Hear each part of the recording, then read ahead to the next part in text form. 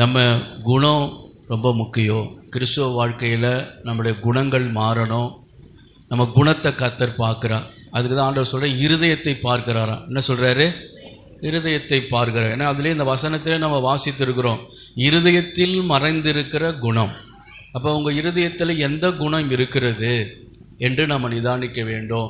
அப்போ நல்ல குணம், கர்த்தர் விரும்புகிற குணம், அது விலையேற பெற்றதாய் இருக்கிறது. அல்லேலூயா.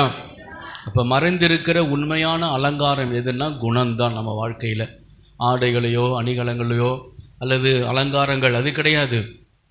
நமக்குள்ள மறைந்திருக்கிற உண்மையான அலங்காரம் எதுன்னா குணம்தான் நமக்கு அலங்காரமாய் இருக்க வேண்டும். நம்முடைய கிறிஸ்துவ வாழ்க்கையில் மக்கள் குணத்தை நம்மள்கிட்ட எதிர்பார்ப்பார்கள். அல்லேலூயா. ஒரு மாற்றத்தை உனக்குள்ள நடந்திருக்கா அப்படின்னு பார்ப்பாங்க. நீ மாறாமல் உன் குடும்பத்தில் உள்ளவர்கள் மாற மாட்டாங்க. நீங்கள் மாறணும், நம்ம மாறணும். நம்ம வாழ்க்கையில் மாற்றம் இருந்தால் தான் நம்ம குடும்பம் ரட்சிக்கப்படும். நம்ம வாழ்க்கையில் மாற்றமே வராமல் யாரையும் ஆதாயப்படுத்த முடியாது. அதனால் வெளிப்புறமான அலங்காரம், நல்லா ஜெபிக்கிறேன், நான் சர்ச்சுக்கு போகிறேன், நான் பைபிள் வாசிக்கிறேன், நான் பைபிளை எடுத்துகிட்டு போகிறேன், இது இப்படி அலங்காரத்தை தேவன் விரும்புவதில்லை. உனக்குள்ள மாற்றங்கள் உண்டாக வேண்டும்.